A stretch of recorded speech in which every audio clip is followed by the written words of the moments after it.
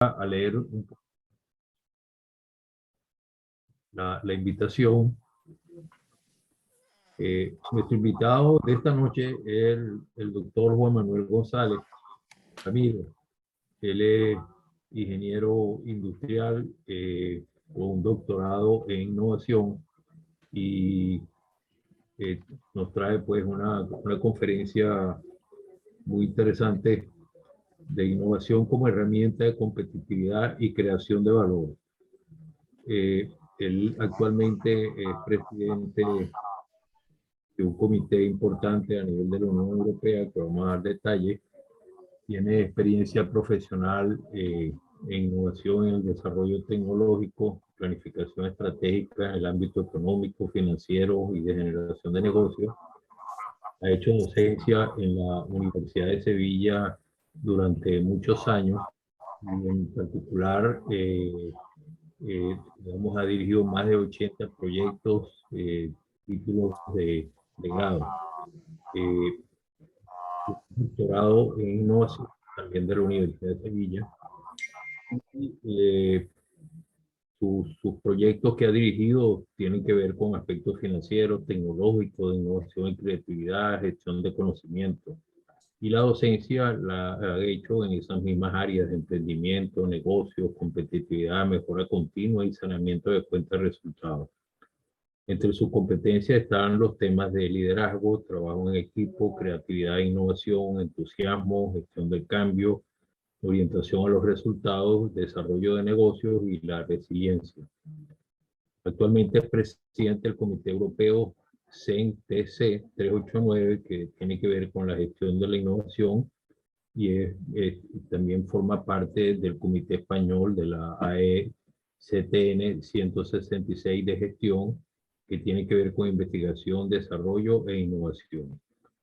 La conferencia que él nos trae hoy tiene 7 aspectos. Primero, desarrollo tecnológico versus industria 4.0, innovación tecnológica versus innovación en el marketing y los servicios, competitividad, globalización, modelos de emprendimiento y enfoque de negocio, entre otros aspectos.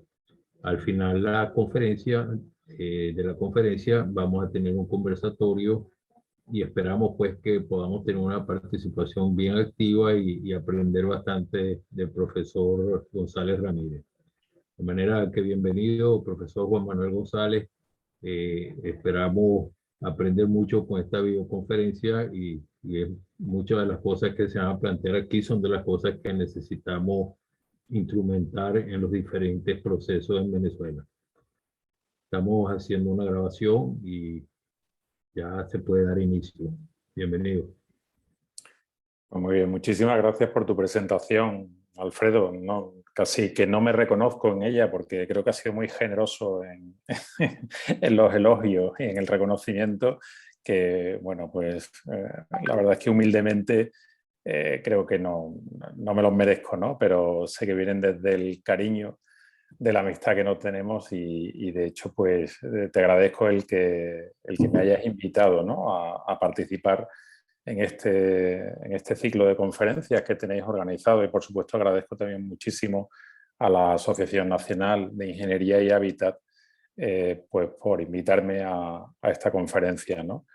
Yo la verdad es que voy a poner encima de la mesa algunas ideas y voy a intentar ser, bueno, en cierto modo un poco provocador, no sé si lo conseguiré, porque entiendo que hablo a un entorno técnico. Yo soy técnico, evidentemente, como ha comentado Alfredo.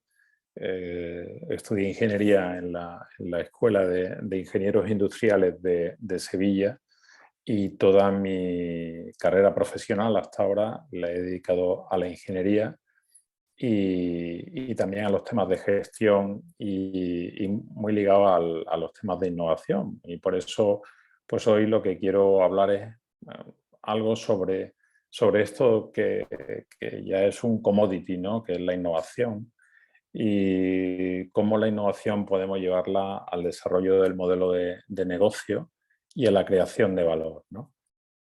En primer lugar, si les parece, pues primero voy a ver cómo puedo pasar yo las...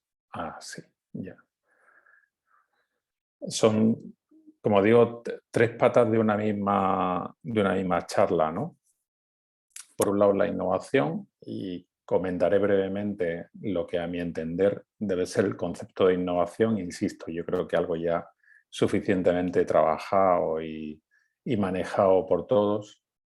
Cómo la innovación nos puede llevar a modelos de emprendimiento que pueden ser más o menos exitosos. Y por último, cómo al final debemos de o podemos formular un modelo de creación de valor que lleven a que esa generación de modelos de negocio puedan tener éxito en el mercado. Si bien antes de empezar me gusta poner pues, esta transparencia, ¿no? Porque creo que al final hay un debate permanente entre lo urgente y lo importante. Yo, de hecho, creo que intento siempre gestionar entre si resolver lo urgente o lo importante, y me temo que siempre termino atendiendo lo urgente y no tanto lo importante, ¿no? Y es que a veces nos ocurre que nos encontramos como situaciones como estas, ¿no? En la figura pues hay dos imágenes, la de la derecha, pues una persona que tiene que hacer una tarea que es pues poner unos tornillos, ¿no? Y atornillar pues unos tornillos a la madera, y al lado pues hay alguien, ¿no? Que le trae una herramienta que es un atornillador automático, ¿no? Y pues el que tiene que hacer el trabajo le dice: no me molestes ahora con tus inventos, ¿no? Tengo mucho trabajo que hacer, ¿no? Esto es algo que yo creo que nos ocurre muchas veces en la vida, ¿no? Vamos tan atropellados, tan con el día a día, con el ahora, que realmente nos despistamos de realmente atender precisamente todos esos elementos, todos esos apoyos que nos pueden permitir la resolución de problemas de una forma mucho más eficaz, pero que no lo hacemos precisamente por eso de que lo urgente nos impide atender lo importante, ¿no? Ya digo que me siento totalmente identificado con esto y me siento identificado con el de la derecha, ¿verdad? Es decir, cuántas veces en la vida nos encontramos con este tipo de oportunidades que no somos capaces de gestionar precisamente por eso de estar tan en el día a día, en el momento a momento, ¿no? Bueno, y hablando también de la situación en la que nos encontramos, ¿no? Un proceso, salíamos de una crisis muy importante, de crisis financiera a nivel mundial. Nos llegó la pandemia, el COVID-19, que supuso o está suponiendo una crisis muy importante. Ahora tenemos la guerra de Ucrania aquí en Europa, pero que está afectando de forma importante a la economía a nivel mundial. Por supuesto, una crisis humanitaria importante, ¿no?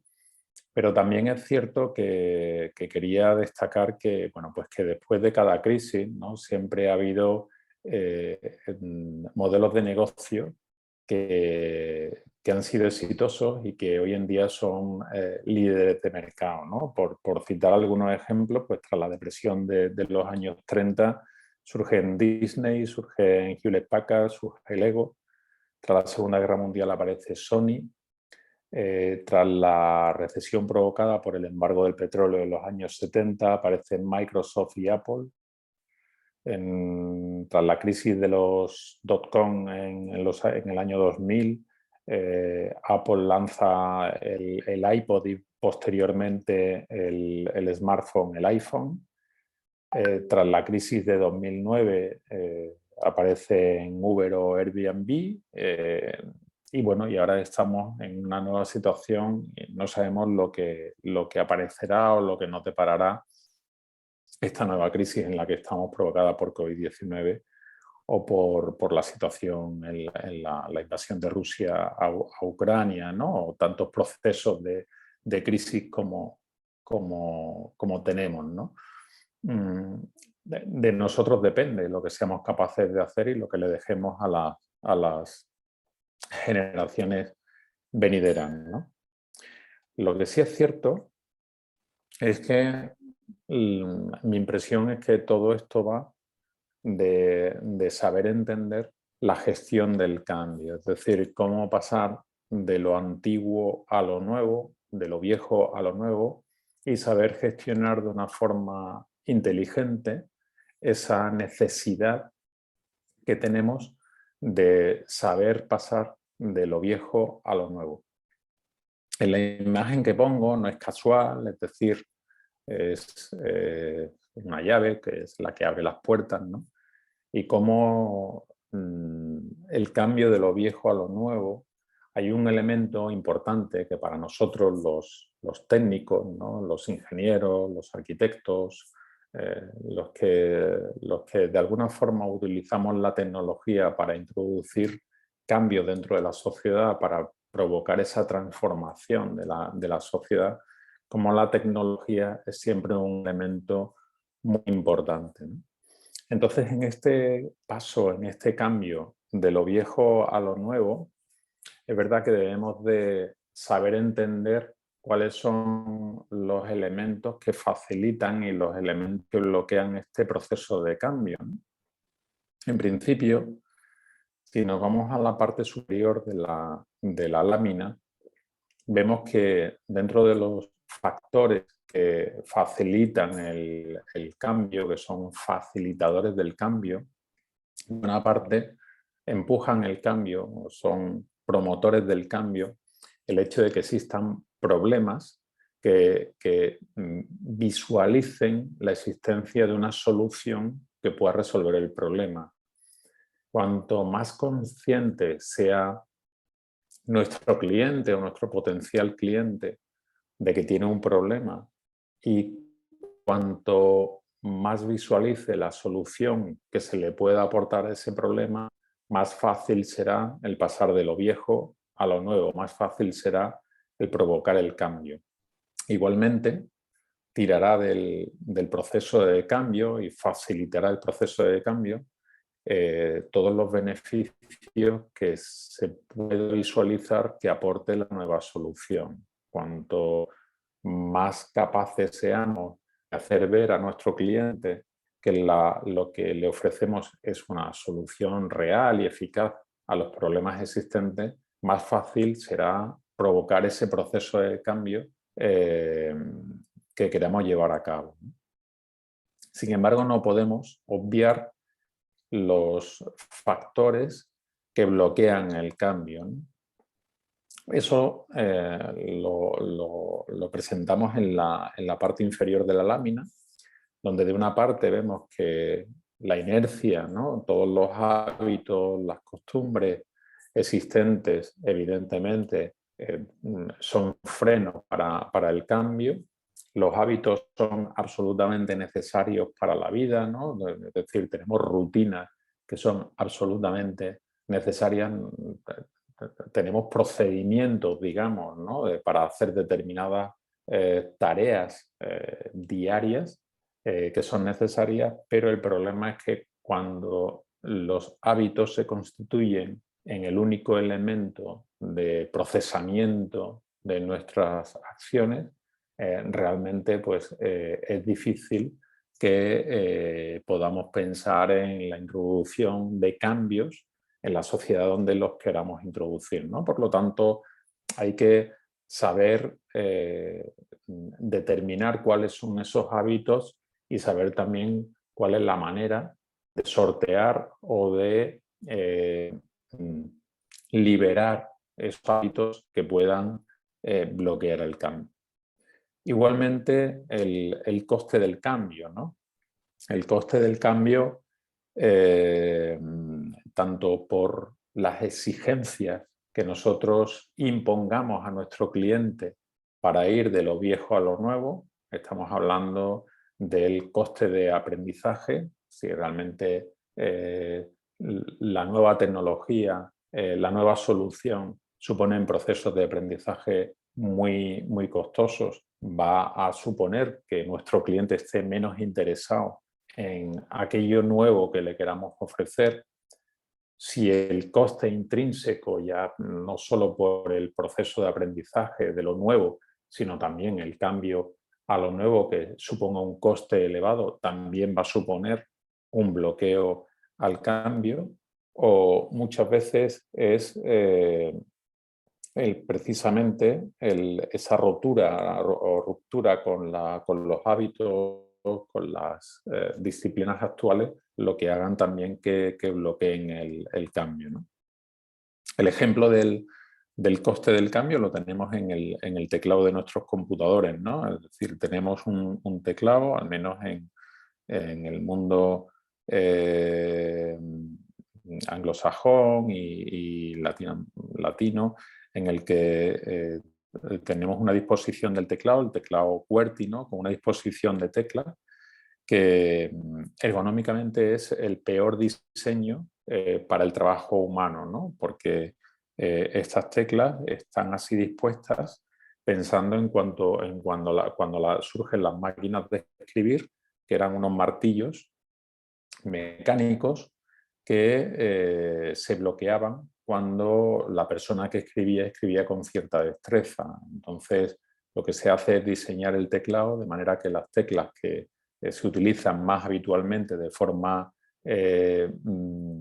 seguida se ubiquen en el teclado lo más dispersas posible para que ese bloqueo de los martillos de la máquina de escribir pues no se produzca, ¿no? Entonces, hoy en día, obviamente, eso no tiene ningún sentido, ya no hay ningún elemento mecánico, no hay ese bloqueo de los martillos de la máquina de escribir y, sin embargo, seguimos con este diseño ergonómicamente poco interesante, ¿no? Para el uso humano, ¿no? Y, sin embargo, ahí está, ¿no? Por ese coste del cambio. Bueno, pues todo eso son elementos que tenemos que tener en cuenta para ese proceso de transformar y de pasar de lo viejo a lo nuevo, ¿no? Por último, no podemos olvidar también en que un elemento que puede bloquear ese proceso de cambio es la preocupación del cliente, del individuo, ante la nueva solución, ¿no? La ansiedad que provoca el miedo a lo desconocido. Y, por lo tanto, tenemos también que tener en cuenta que para que se produzca ese proceso de cambio de lo viejo a lo nuevo, pues tendremos que acompañar la introducción de esa nueva tecnología pues con suficiente pedagogía, con suficiente información para que ese bloqueo del cambio no se produzca. Sin embargo, lo que más me interesa de todo esto es que vemos cómo al final, para la introducción de lo nuevo, siempre terminamos en el individuo, es decir, nosotros que hablamos de tecnología y que hablamos de que realmente debe producirse ese cambio de lo viejo a lo nuevo, no podemos hacer nada si lo que hacemos no pensamos en el individuo, es decir, en la persona. Por lo tanto, quiero poner esta primera reflexión encima de la mesa y es que es importante la innovación, es importante esa gestión del cambio, pero debemos de tener muy presente que en todo este proceso la tecnología es un medio, no es un fin, y por lo tanto no debemos de perder de vista en ningún momento que, siendo técnicos, siendo científicos, todo lo que hagamos debemos de hacerlo pensando en la persona y pensando en la resolución de un problema existente en la persona. La tecnología como medio y no como fin. ¿De acuerdo? Quiero poner en este punto un ejemplo, ¿no? En la pantalla tienen la primera cámara digital que se fabricó. Fue un encargo que hizo La empresa, su ingeniero de desarrollo de producto es Steve Sasson, y esta cámara digital se presentó el 12 de diciembre de 1975. Tenía el tamaño, pues, de una tostadora. La resolución era de 0,01 megapíxeles. Hoy en día cualquier smartphone, cualquier teléfono es capaz de hacer fotografías de 12, 15, 20, 30 megapíxeles, y tardaba 23 segundos para tomar una foto, el mismo tiempo en descargarla, ¿no? Es decir, por supuesto, fotografía en blanco y negro, y se guardaba en una cinta de cassette, ¿no? La máquina pesaba 4 kilos. Claro, lo importante de todo esto es que este primer desarrollo de una máquina fotográfica, una máquina de fotografía digital, lo importante es que fue Kodak quien lo desarrolló. Kodak nunca creyó en su producto. Es verdad que luego entró en el mundo de las cámaras digitales, pero desde luego no supo, siendo el creador y desarrollador de la primera máquina de fotografía digital, no supo gestionar de forma adecuada esta gestión del cambio, no supo entender cómo la fotografía digital tenía que ser, al igual que la fotografía que ya existía de película, de carrete, pues en equipos y en máquinas que fueran portables. Y cuestión que sí tuvo muy presente Sony, que lanzó su cámara Mavica en el año 1981, y que a partir de ahí, pues con independencia de que todavía la calidad de la fotografía que tomaba la Sony Mavica no era muy buena, la calidad era tal cual se tenía en los reproductores de televisión, que era realmente lo que hacía era tomar imágenes congeladas de vídeo, pero sí es verdad que consiguió introducir el concepto de cámara digital en los hábitos y en las costumbres de cada uno de nosotros, de los clientes, ¿no? Todos sabemos que a partir de aquí Kodak empezó, pues, con un proceso difícil, y aunque ya digo que entró también en el mundo de la cámara digital, nunca supo adaptarse a este mundo. Actualmente, después de pasar por varias crisis importantes y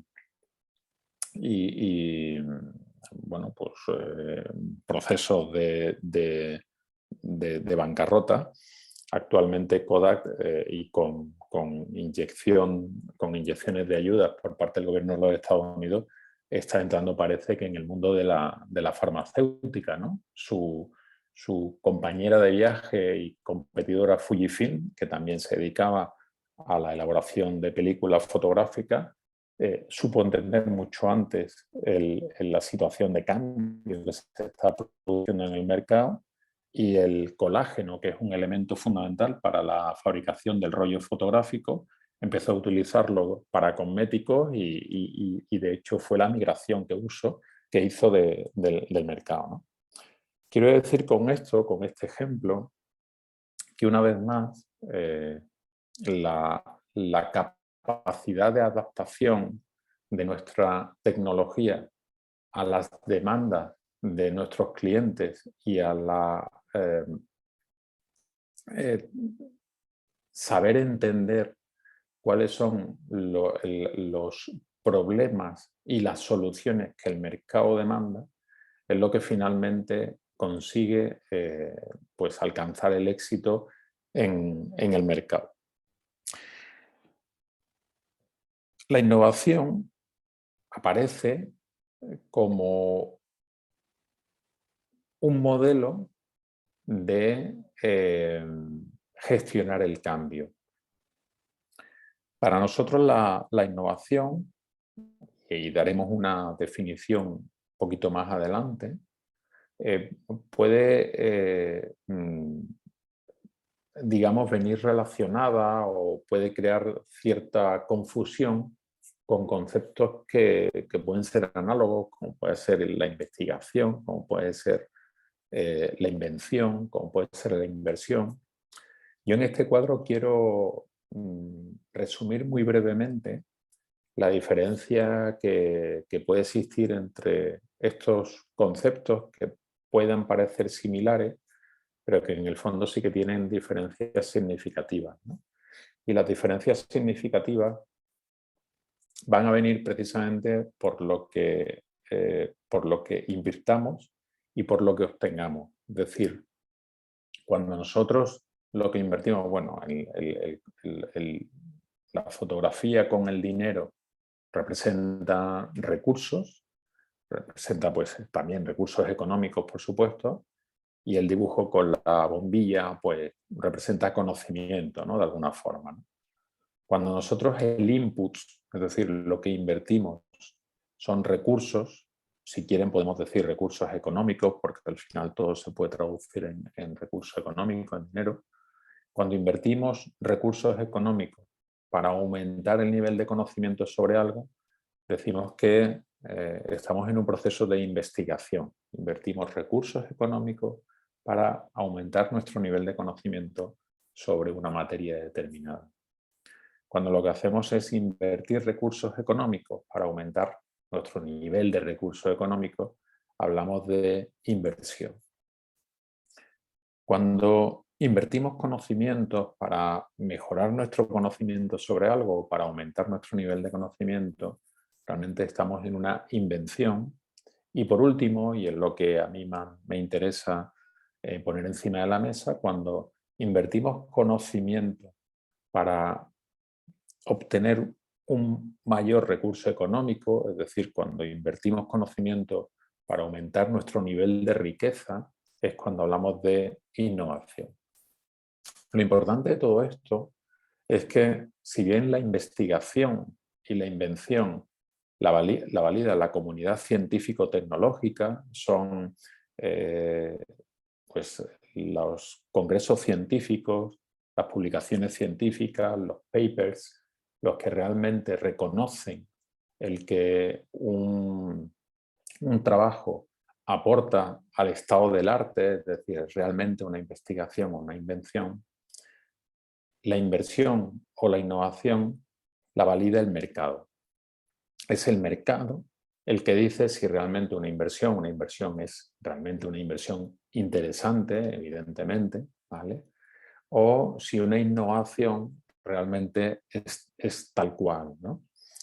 Y por eso vuelvo a destacar el concepto de la importancia del mercado, dejando en un segundo plano lo que es el desarrollo tecnológico y la componente tecnológica, y fijándonos cómo al final el mercado es el que hace de dinamizador y de promotor de todo el proceso de cambio y del proceso de desarrollo tecnológico que finalmente se produce, ¿no? Es decir, estamos en el punto de desarrollo tecnológico que estamos porque el mercado así lo ha determinado, ¿no? Yo,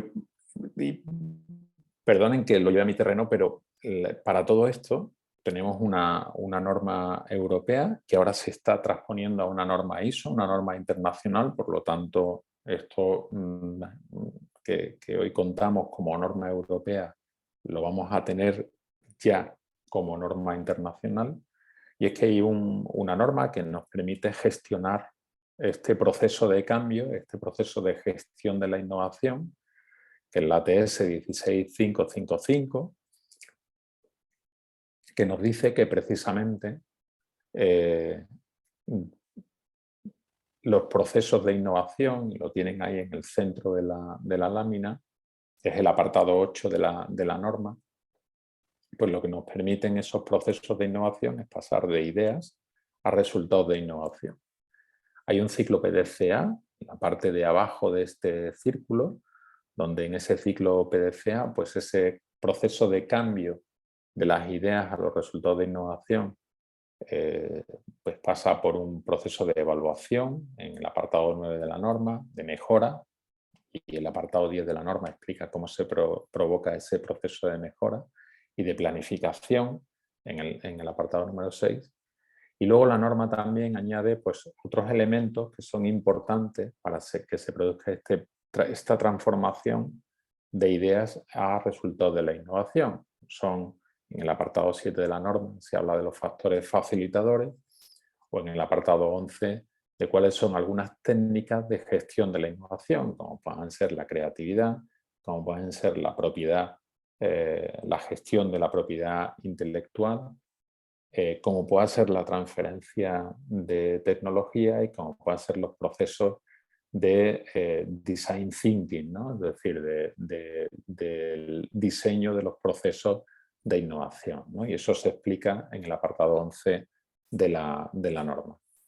Luego hay un apartado 5 que explica cómo debe ser la estrategia de liderazgo hacia el proceso de innovación, y el apartado 4 de la norma que lo que explica es cuál es el contexto en el que la organización trabaja para poder transformar, poder llevar a cabo este proceso de transformación de ideas a resultados de innovación.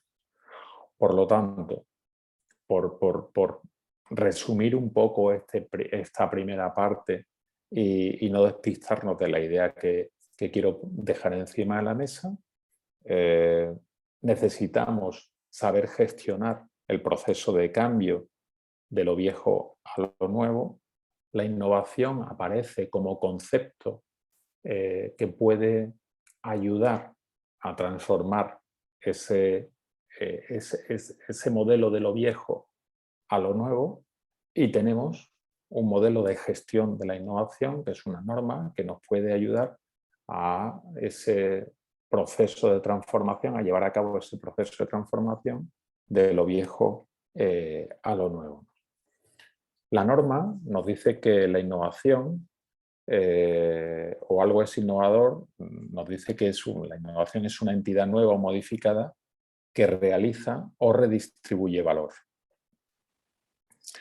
Yo me atrevo a dar una definición diferente, pero que me parece que se aproxima más a lo que yo entiendo que es la innovación, y es un proceso de transformación del conocimiento global. Hoy en día el concepto de globalización creo que es inevitable. Hay una página web, un trabajo que es muy ilustrativo, que es 100 People, que nos presenta el mundo normalizado en tamaño 100, ¿no? Y nos da una serie de estadísticas de esta aldea global. Si fuéramos 100 habitantes en el mundo, ¿cómo seríamos, ¿no? Y nos ilustra muy bien cómo es el mundo en el que vivimos. Yo creo que no pensar en global hoy en día es algo inevitable, ¿no? Entonces, para mí la innovación es precisamente eso, la transformación del conocimiento global en valor, ¿no? Visto y analizado de alguna forma el concepto de innovación de una forma muy somera, porque no quiero tampoco extenderme mucho más, creo que podemos ir al proceso al concepto de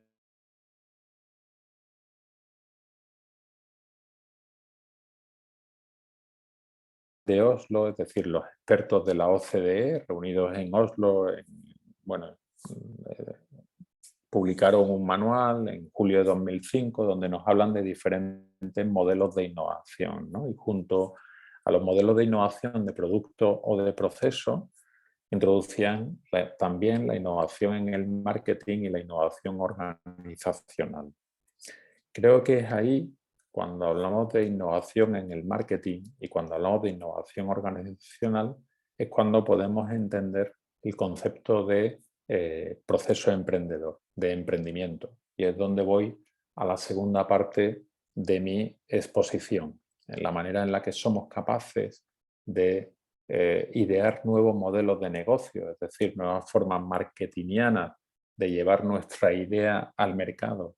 Y cuando somos capaces de concebir modelos de organización diferentes a como lo tenemos pensado de forma tradicional, es cuando surgen los nuevos modelos de emprendimiento, las nuevas startups, ¿no? Un ejemplo que quería ponerles es el de Nixie One, posiblemente no lo conozcan, es una startup que fue ganadora del Premio Europeo de Startups hace un par de años. Nixie One es una agencia de viajes diferente a las que a lo mejor podemos estar acostumbrados a conocer, ¿no? Es verdad que últimamente ya con los procesos de pandemia y demás, pues quizás las agencias de viajes pues, son de los sectores que más ha sufrido la crisis. Pero Nixie One surge como una agencia de viajes que es la alternativa a las agencias de viajes tradicionales, y pongo en la lámina la agencia de viajes del Corte Inglés. El Corte Inglés son pues, los grandes almacenes, es posible que hayan oído hablar de ellos, que los conozcan, son unos grandes almacenes en España. Existen desde mitad del siglo pasado, que un empresario español que precisamente bueno, pues, inició sus negocios allá en Cuba, vino a España y desarrolló un negocio textil, inicialmente con la venta de medias de señora y calcetines y demás en la Puerta del Sol de Madrid, es decir, en el pleno centro de Madrid, y consiguió crear pues toda una cadena de grandes almacenes, ¿no? Que con el tiempo han ido diversificando a otro tipo de negocios, y uno de ellos ha sido las agencias de viajes. Estas agencias de viajes del Corte Inglés, el modelo tradicional, oficina, con personal, con fin. Nixie One surge como una aplicación, como una app para móvil con un chatbot. Nixie One lo que hace es una herramienta que se implementa en un smartphone, y que a base de preguntas y respuestas y de inteligencia artificial termina ofreciendo o sugiriendo un destino, un lugar donde hospedarse y una serie de alternativas de ocio para el usuario de la aplicación. Evidentemente, el concepto Nixie One como agencia de viajes no tiene nada que ver con el modelo tradicional de viajes El Corte Inglés. ¿Qué ocurre?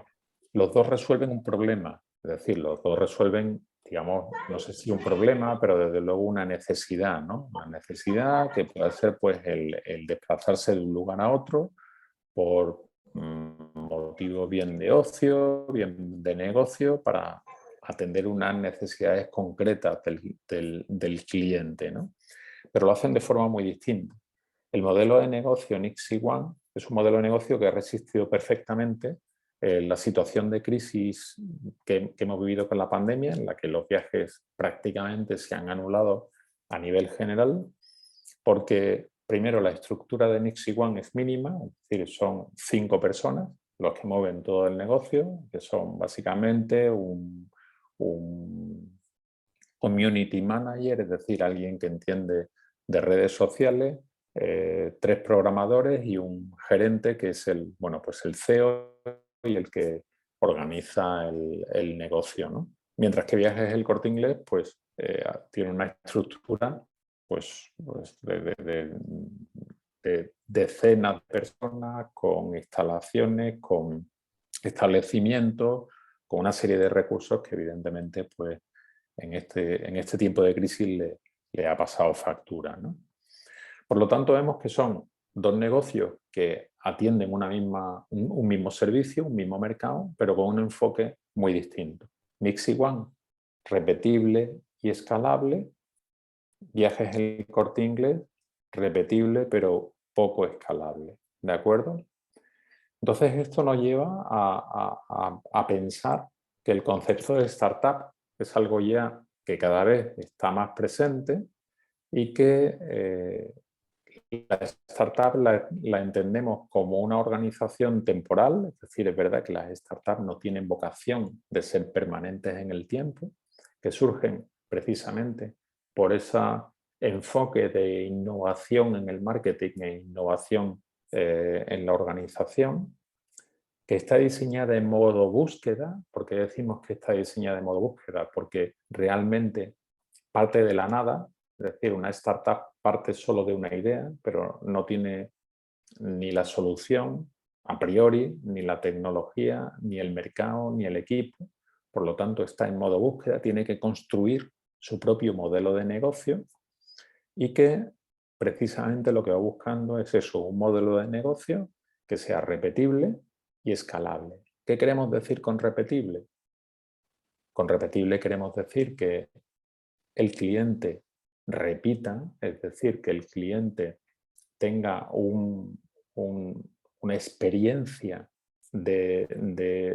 como usuario, como cliente positiva y escalable, porque el modelo de negocio se puede ampliar en el mercado sin necesidad de hacer grandes inversiones. Es decir, mientras que Viajes El Corte Inglés, para abrir una sede nueva no sé, en otro territorio, tiene que pues, alquilar o comprar un local, el mobiliario, el equipamiento, contratar personal y demás para dar el servicio.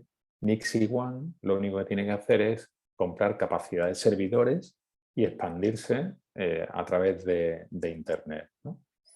Ese es el concepto de emprendimiento que quiero poner encima de la mesa y que precisamente es ese paso, como decía, del modelo de innovación en el marketing e innovación organizacional, ¿no?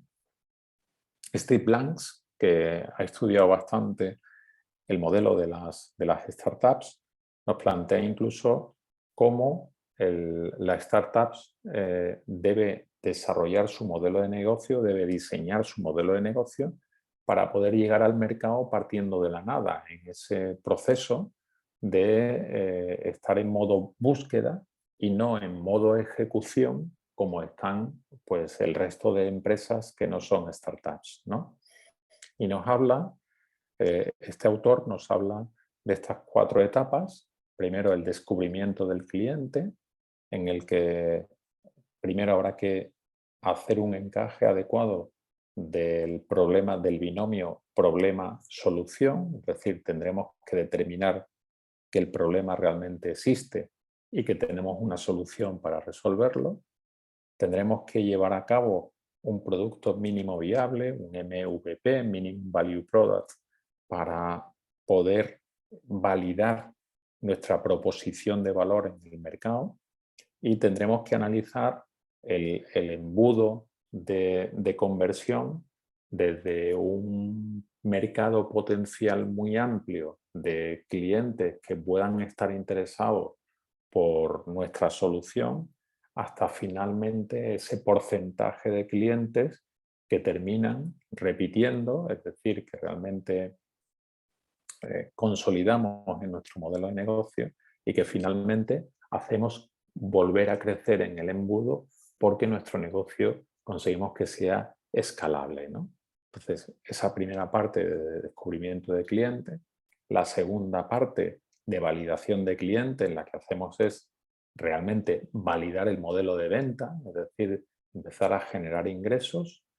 El tercer paso, que es cuando ya nuestro negocio empieza a ser repetible y lo pasamos a mayor escala, le aumentamos de escala, precisamente gracias a la tecnología, nuevamente como un medio, no como un fin, conseguimos pues, que a través de Internet, a través de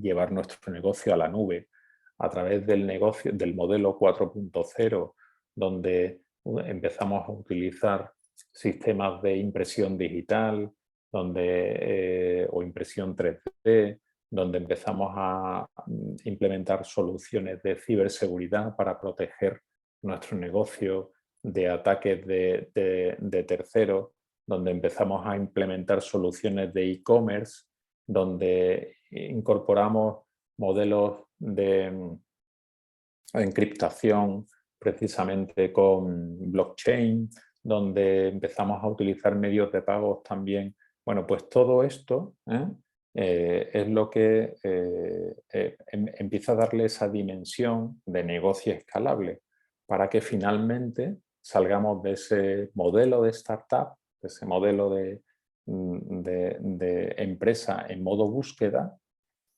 para pasar ya a un modelo más consolidado de empresa en modo ejecución, donde ya tenemos una organización escalable y donde lo que hacemos es empezar a pensar en un plan de operaciones, un business model ya más al uso de empresas que están en modo ejecución y donde, bueno, pues ya empieza a tener sentido el estudio de los estados financieros, los procesos de benchmarking para compararnos con otros modelos de negocios que sean comparables, etcétera, etcétera, etcétera.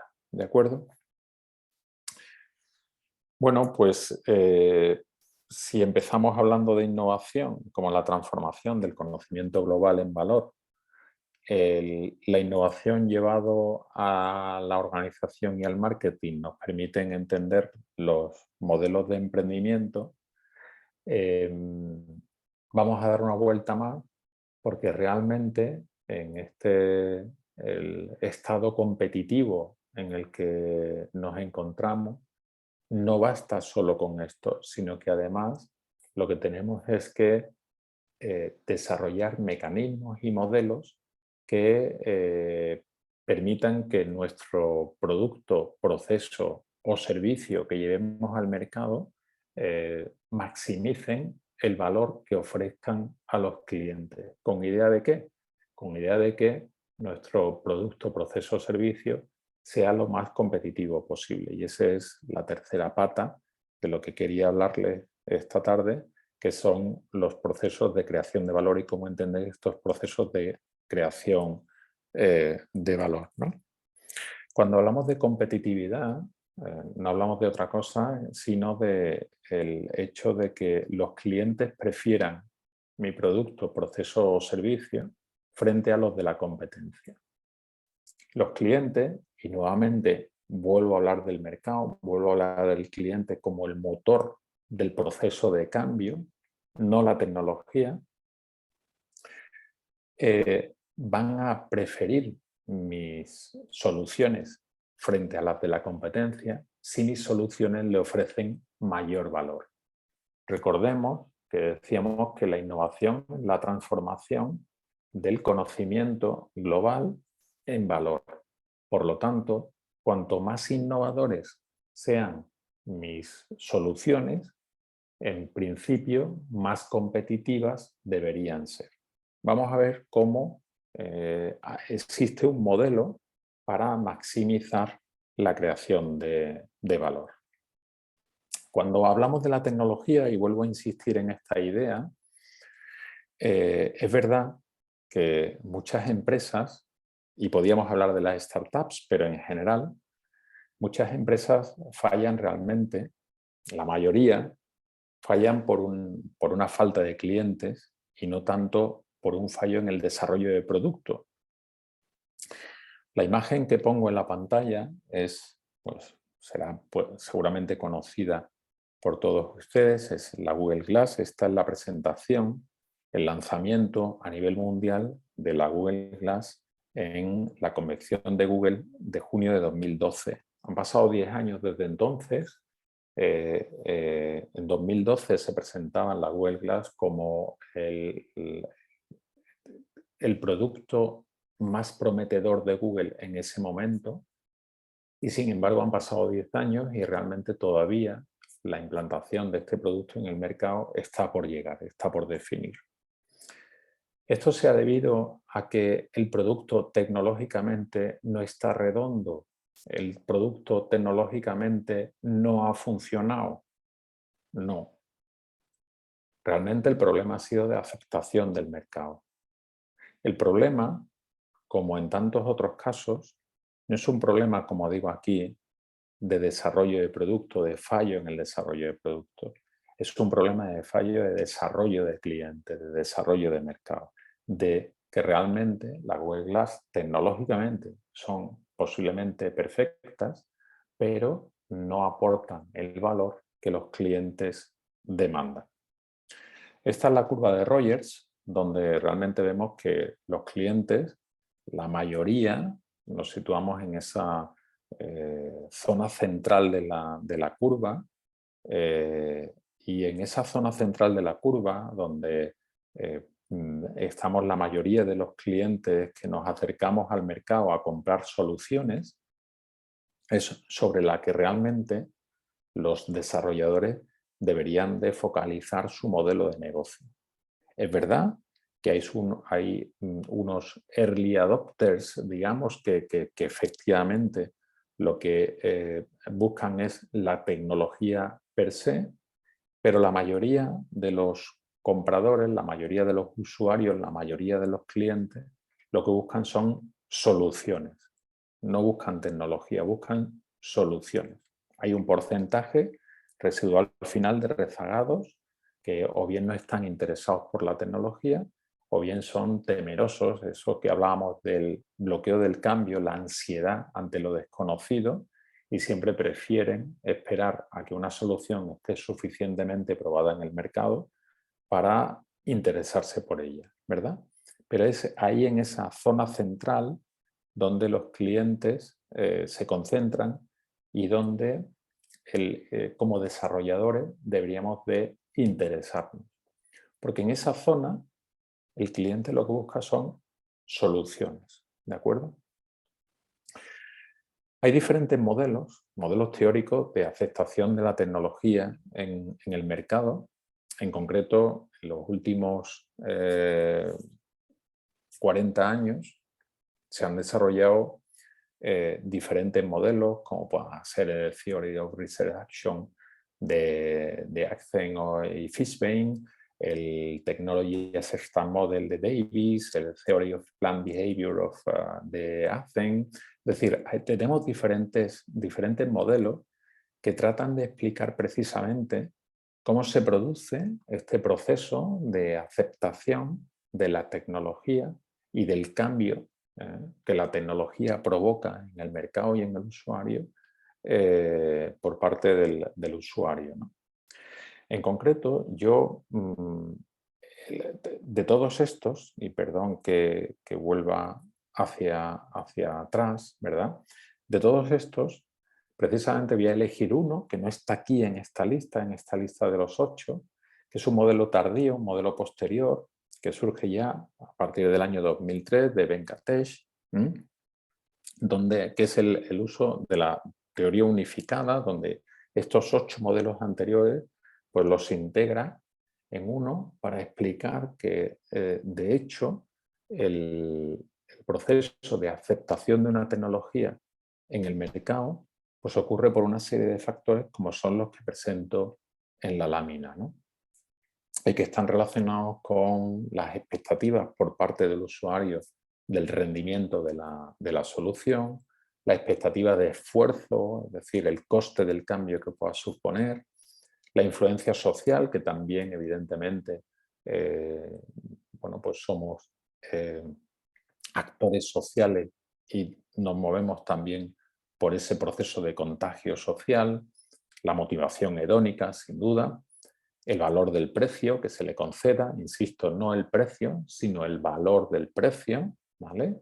El factor psicológico también del valor del precio, las condiciones facilitadoras que el propio contexto y el propio mercado ofrezcan para la introducción de esa tecnología y también, como decíamos, esos bloqueos del cambio que son los hábitos, ¿verdad? Eso está tamizado, está formateado por la edad del individuo, por el género, sin duda, y también por la experiencia en el sector, en el ámbito en el que se mueva la tecnología. Eso nos da una intención de uso y finalmente un uso específico, determinado de la tecnología. Lo que más me interesa de todo esto es que finalmente volvemos una vez más a darnos cuenta de que es el mercado, es el individuo, es la persona, sus necesidades y sus demandas las que condicionan precisamente la introducción de una tecnología, el éxito de una tecnología y por lo tanto que el proceso de cambio se produzca o no. Es decir, al final terminamos nuevamente en entender o en darnos cuenta de que la tecnología es un medio y no un fin, y de que es el individuo, son sus necesidades, sus demandas, las que provocan el cambio. Por lo tanto, nosotros debemos de focalizar toda nuestra actividad empresarial, profesional, precisamente enfocado en eso, en el individuo, en el mercado, ¿no? Y aquí la pregunta que tenemos que hacernos es precisamente el para qué tenemos que llevar a cabo un nuevo desarrollo tecnológico. La pregunta adecuada es el para qué. La pregunta equivocada debe ser el cómo. El cómo nos llevaría a pensar siempre en el desarrollo tecnológico, que si lo planteamos como fin, realmente estaríamos equivocando el enfoque. Henry Ford decía que si nosotros preguntamos a nuestros clientes qué es lo que necesitan, nos dirán que siempre lo que necesitan son caballos más rápidos. Por lo tanto, lo que tenemos que preguntarles es que para qué necesitan un medio de transporte alternativo. Y en ese caso sí podríamos encontrar que el cliente podría decirnos que lo que necesita es un auto, es un vehículo, un elemento diferente para transportarse de un lugar a otro. Ahí es donde aparece el análisis funcional, es donde aparece el enfoque funcional, que es, bueno, la norma UNE 1325, nos dice que el análisis funcional es el proceso que describe en su totalidad las funciones y sus interrelaciones y que sistemáticamente las caracteriza, las clasifica y las pondera. Aparece el concepto de función como elemento clave para el diseño de nuestras nuevas soluciones, de nuestros nuevos productos, procesos o servicios que llevar al mercado. La función es la respuesta a la pregunta ¿para qué? Tenemos que pensar en el diseño de nuevos productos, procesos o servicios que resuelvan problemas en el mercado, es decir, que respondan a demandas de nuestros clientes, ¿no? Las funciones, en principio, siguiendo la metodología que Lawrence J. Miles, que fue un ingeniero de la General Electric, desarrolló dentro de su metodología de análisis del valor, este autor nos clasificaba las funciones en funciones relativas al usuario, funciones relativas al producto. Las funciones relativas al usuario son las que satisfacen las necesidades y expectativas del usuario. Las funciones relativas al producto son las características técnicas que incorpora el producto para atender las funciones relativas al usuario. Desde el punto de vista del diseño, desde el punto de vista del concepto, nosotros debemos de focalizarnos en las funciones relativas al usuario en primera instancia y a partir de ahí ver cuáles tecnologías, qué elementos técnicos incorporamos, es decir, qué funciones relativas al producto incorporamos para atender, para satisfacer las funciones relativas al usuario. Solamente como clientes, como usuarios, nos interesan las funciones relativas al usuario. Si a nosotros nos dijeran que nuestro vehículo funciona, si nos hubieran dicho hace 20 años que nuestro vehículo podría funcionar sin combustible fósil y que por lo tanto no iba a contaminar y que por lo tanto el mantenimiento iba a ser mejor, pues seguramente alguien hubiera dicho no, yo quiero el vehículo con un motor de combustible fósil porque no concibo que se pueda entender un vehículo que no tenga un motor de combustión. Hoy en día sabemos que es posible y de hecho parece que el futuro del transporte pasa por el vehículo eléctrico. Porque realmente al usuario lo que le interesa es satisfacer su necesidad de desplazarse de una forma segura, desplazarse de una forma cómoda, desplazarse de una forma respetuosa con el medio ambiente, Por lo tanto, al final, lo que nosotros demandamos son soluciones, lo que nosotros demandamos como usuarios son esas funciones relativas al usuario y no esas funciones relativas al producto, que es la solución tecnológica que se le da para atender esas funciones relativas al usuario. También, por insistir un poco en esta idea de funciones, y voy terminando, perdón si me extiendo un poco más de lo que estaba previsto, es verdad que dentro de las funciones relativas al usuario hay que distinguir las funciones de uso, que son las que responden realmente al uso del equipo, al uso de la solución, pero también hay que tener en cuenta las funciones de estima.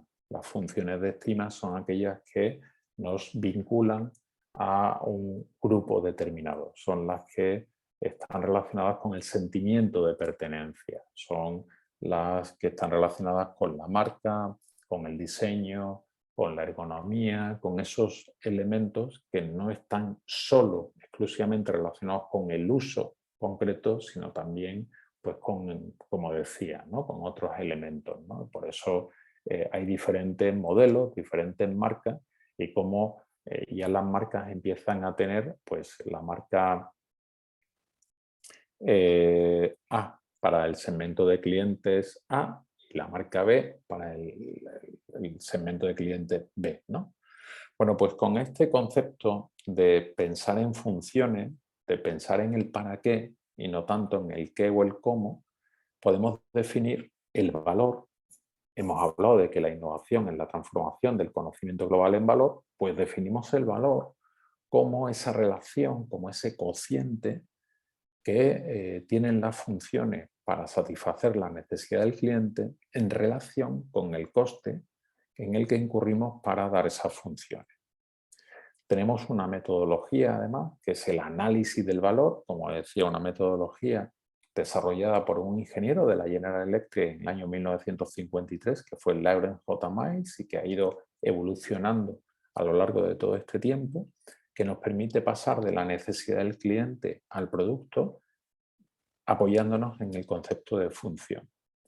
La metodología tiene 6 fases, que son las fases normales de resolución de un problema, es decir, la fase de preparación para entender el problema, la fase de información para recabar toda la información relacionada con el problema, la fase de análisis, que es el core, el corazón de la herramienta, que es el análisis funcional, mediante el cual vamos a analizar toda la información, la fase de innovación, en la que vamos a buscar soluciones alternativas al problema analizado en la fase de análisis, la fase de evaluación, en la que vamos a evaluar las diferentes alternativas que encontremos en la fase de innovación, y la fase de implantación, en la que vamos a llevar a cabo, en la que vamos a implantar la solución de mayor valor que hayamos encontrado en la fase de evaluación. Todo esto mediante una dinámica de trabajo en equipo, un equipo multidisciplinar, para pasar en ese proceso de lo que el cliente pide al producto que lanzamos al mercado, ¿verdad? Lo bueno que tiene esta metodología es que primero es muy sistemática, es decir, está muy sistematizada, lo cual siempre es muy interesante desde el punto de vista científico, desde el punto de vista técnico, porque nos permite ir abordando cada una de las etapas con unas herramientas muy concretas en cada una de ellas, y además define el concepto de índice de valor. El índice de valor es un cociente, es un valor numérico que se puede calcular con un proceso de cálculo matricial que define la metodología, en la que establece una relación entre el porcentaje de importancia funcional que tienen las funciones de un producto, proceso o servicio, entre la importancia en coste que tienen las funciones de ese producto, proceso o servicio. Al trabajar con valores relativos y no valores absolutos, lo que tenemos es que podemos representar en ese gráfico de valor la importancia funcional y la importancia en coste, y determinar que realmente la relación óptima entre esa importancia funcional y la importancia en coste es aquella que equilibra todas las funciones de mi producto, proceso o servicio. Es decir, es aquella que me permite establecer un índice de valor para todas las funciones de mi producto, proceso, servicio, igual a 1.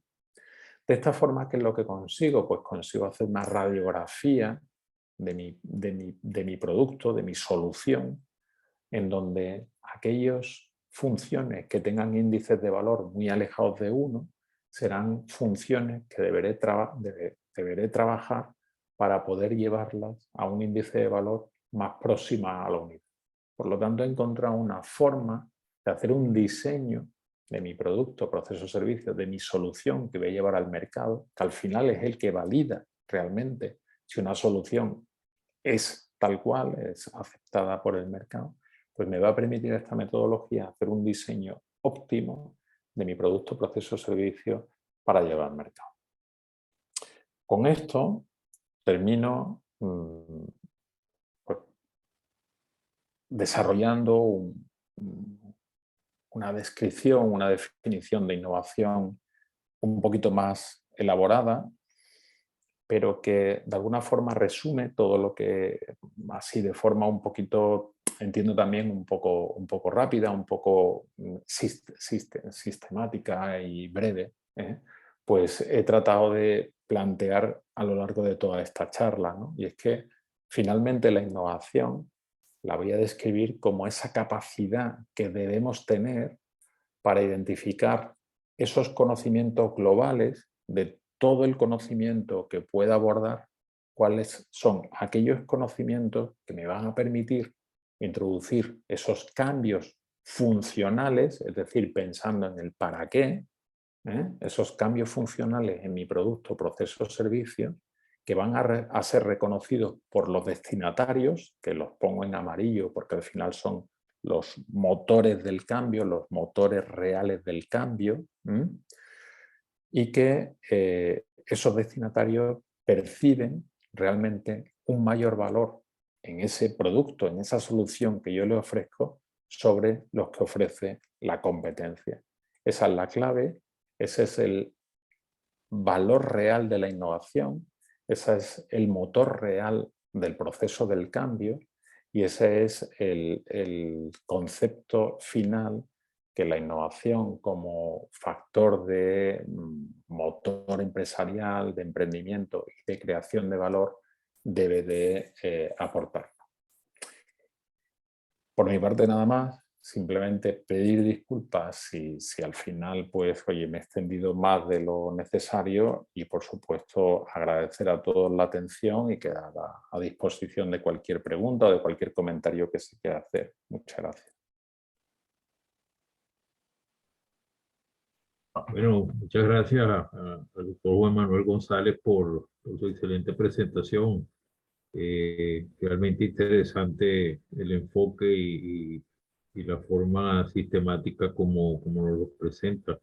Realmente la innovación como parte del nuevo modelo de negocio es esencial, ¿no? Y quizás la esperanza que un país como Venezuela tendría para las nuevas etapas que se presentan en un mercado ampliado, globalizado, tan competitivo y donde habría que iniciar muchas industrias prácticamente, digamos, con una nueva visión y con un nuevo producto para que puedan ocupar esos espacios en el mercado global, ¿no? Bueno, está abierto el derecho de palabra para cualquier pregunta. Esperamos que esta parte de conversatorio sea bien enriquecedora tanto para nosotros y por supuesto para los periodistas.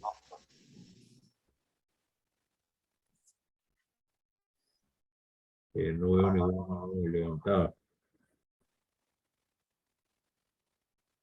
Bueno, quizás han sido muchas ideas, ¿no? Concentradas en poco tiempo, quiero decir, al final es todo lo mismo, ¿no? Pero efectivamente igual es difícil, ¿no? Veo que sí, Lino Clemente. Si hay una pregunta en el chat de Lino Clemente, ya la leíste. Sí, ¿qué opinión me merece el proceso del leapframe? Pues Lino, me tendrás que contar qué es porque no estoy al tanto.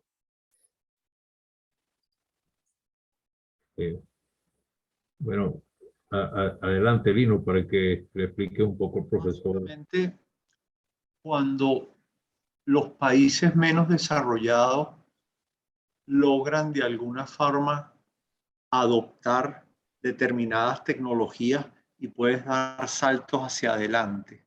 Mucho, no sé cómo lo llamarías, cómo llaman el concepto en España, pero leapfrogging es hoy, por ejemplo, o sea, cómo hay países que no tienen una cantidad de infraestructura o de arraigos y logran aprovecharse de nuevas tecnologías y logran hacer cambios de una forma mucho más rápida que lo que han hecho otros. Voy a poner un ejemplo crudo, pero que ilustra un poco.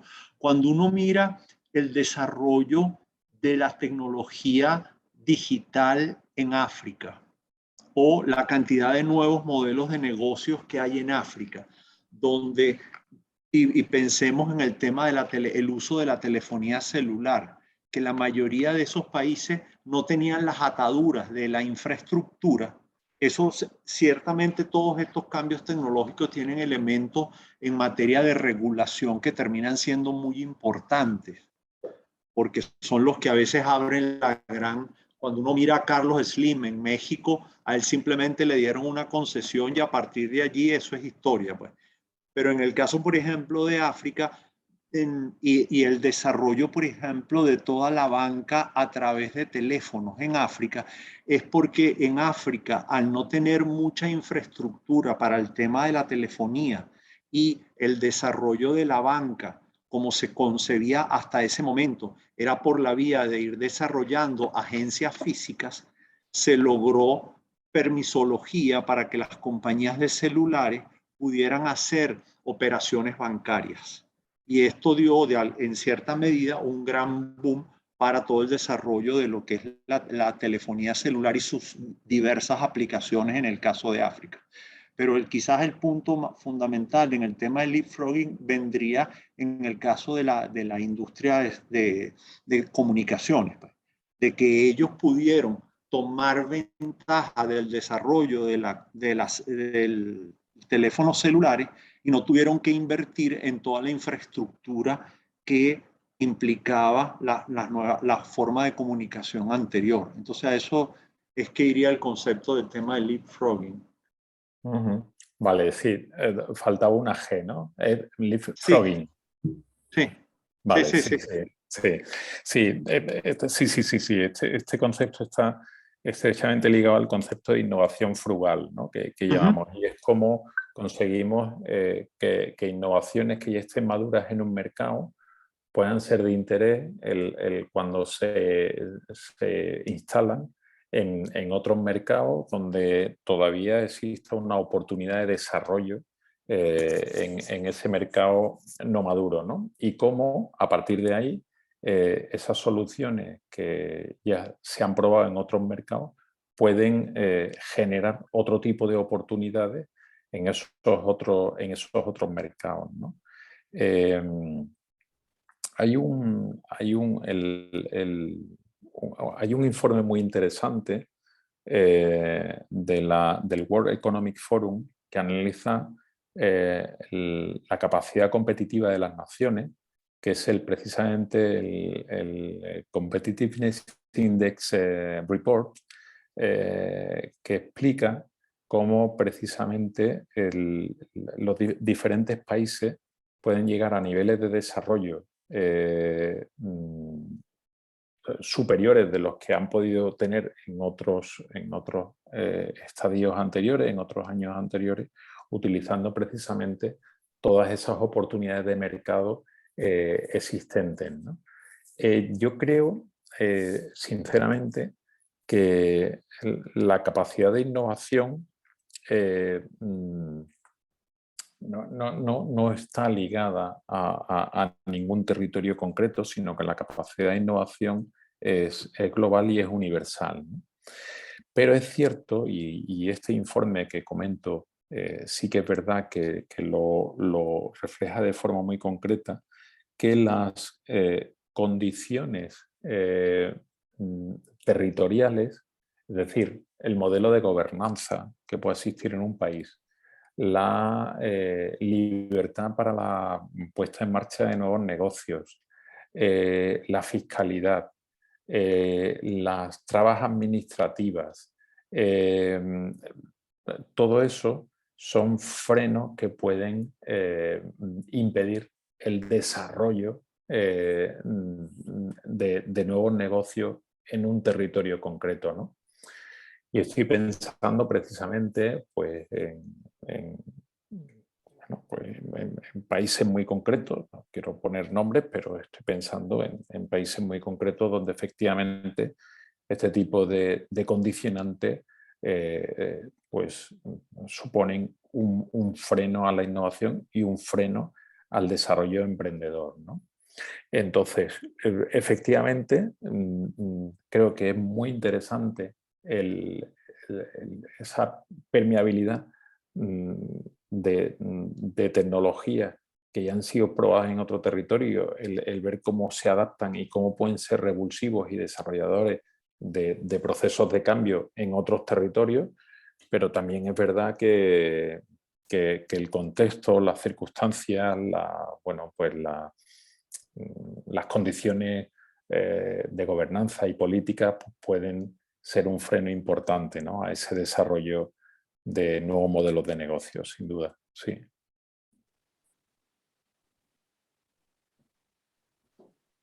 Gracias. La profesora Marta dice, muy amena la presentación, gracias por compartir. Felicito al doctor González por la pasión con que ha hecho la presentación.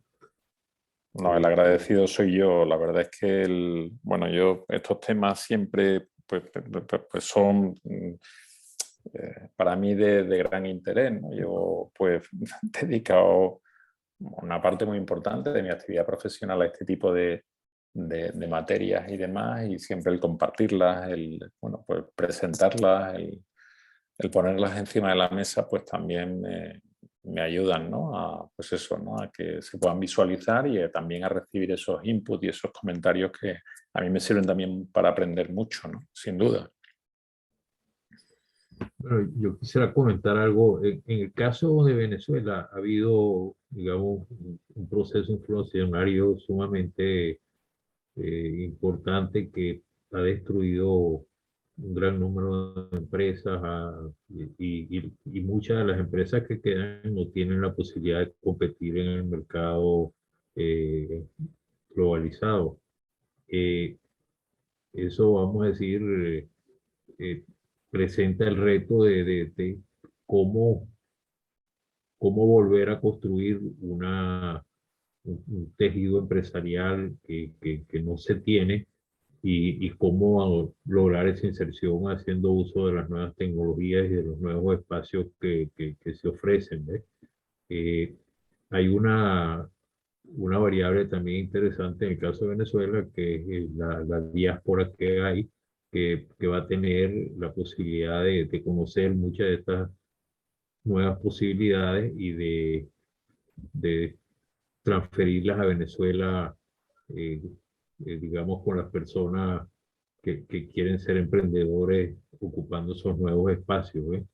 Eh, Me imagino que esa situación que estaría planteada para Venezuela ya ha ocurrido con otros países. El ejemplo, por ejemplo, el caso de la India, el caso de la misma China, donde eh, ellos fueron a otros países, esas diásporas en otras épocas y han realimentado a sus patrias y esos países han ocupado nuevos espacios en el mercado. Entonces, eh, hay ejemplos de eso en este momento que tú estarías conociendo de otros países que nos pueda ilustrar para el caso venezolano. Bueno, el caso de Venezuela, la verdad es que es un caso paradigmático, ¿no?, de situación donde efectivamente las condiciones locales son tan complejas que obliga a que se haya producido esa diáspora y que hoy en día, pues, una parte del pueblo de Venezuela pues haya salido fuera buscando otras oportunidades que a lo mejor dentro pues no terminaba de encontrar o simplemente bueno, pues no encontraba las condiciones, ¿no?, para ese ajuste, ¿no?, de desarrollo del modelo de negocio dentro del país, ¿no? Yo creo que Venezuela es un ejemplo de lo que la globalización hoy en día es, ¿no? Y es que Venezuela es un país global porque sus ciudadanos están repartidos, una parte importante de sus ciudadanos están repartidos por todo el mundo precisamente en búsqueda de ese modelo de negocio que dentro del país pues no han entendido que no pueden desarrollar, ¿no? Yo, me preguntaba si conocía otros modelos. Hombre, antes hablábamos del Lino, ¿no? Lino Clemente hablaba del modelo africano y podíamos recurrir al caso de África para conocer precisamente cómo, digamos, expertos técnicos, científicos, que se han formado en universidades fuera de África, finalmente pues, han permanecido fuera de su país para conseguir avanzar en el conocimiento de una materia determinada y luego pues algunos de ellos han vuelto a su país para trabajar, en algunos casos junto al gobierno, porque no tenían otra oportunidad, para desarrollar pues, un modelo de negocio concreto, ¿no? Yo no sé si en el caso de ustedes, en el caso de Venezuela, pues la posibilidad, ¿no?, de retornar después de esa diáspora que se ha producido y que se está produciendo, y retornar pues con esos modelos de negocio que estén ya consolidados fuera del país y que puedan permitir el que de alguna forma generen esa ilusión y ese interés por parte de las autoridades nacionales para que le permitan, pues eso, ¿no?, el importar esas soluciones, esos modelos de negocios interesantes, pues puedan permitir precisamente eso, ¿no?, el que se pueda, ese conocimiento pueda volver otra vez a Venezuela y allí pues se arraigue y consiga bueno, pues, animar, ¿no?, el desarrollo económico y la transformación social que posiblemente una parte del pueblo venezolano esté deseando, ¿no? Pero hoy por hoy, ojalá, ¿no?, yo tuviera, ¿no?, esa varita mágica y esa solución, ¿no?, de decir habría que ir por aquí o por allá, y yo honestamente no lo sé, ¿no? Lo que sí sé es que efectivamente cuando el conocimiento se va de un territorio, el territorio se descapitaliza. Cuando una empresa cierra, es decir, termina su jornada laboral y las personas se van a casa, la empresa se descapitaliza porque el conocimiento está en las personas, ¿no? Con lo cual, el permitir que el capital intelectual salga de un territorio es una mala noticia para el territorio. Otra cosa distinta es que haya un movimiento de personas por diferentes partes del mundo, porque estén en un proceso de formación, en un proceso de madurez personal y profesional, pero siempre con las puertas abiertas para volver al territorio y para que todo ese conocimiento y ese capital intelectual que se ha ido formando pues, con recorridos por diferentes partes del mundo terminen al final pues volcando todo ese conocimiento y toda esa sabiduría pues en el país, ¿no?, propio, en el país de origen, ¿no? Eso sería lo deseable. me temo que quizás en las circunstancias actuales no es el modelo más propicio que exista en su país, ¿no? En Venezuela, y que ahora esa vuelta, ¿no? De ese capital intelectual, pues a lo mejor no se esté favoreciendo de una forma tan manifiesta, ¿no? Por decirlo de una forma, bueno, lasa, ¿no? Entonces, es verdad que es una pena, o sea, es una pena que se produzca esa diáspora y que se esté perdiendo ese capital intelectual por parte del país, ¿no? Quizás yo quisiera hacerle un par de comentarios a la inquietud que usted plantea. No creo que voy a ser capaz de articularlo muy bien, pero le voy a dar 3 o 4 ideas sobre esta inquietud o la pregunta que usted hace.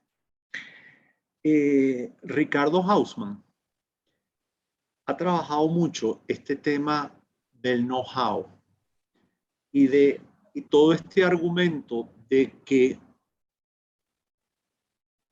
cuesta mucho que el conocimiento entre en un cerebro y es mucho más fácil mover cerebros. El costo de mover cerebros es mucho más económico y más eficiente que el formar a la gente. Por eso hay una gran diferencia entre lo que es la educación y lo que él llama el know-how. ¿Okay?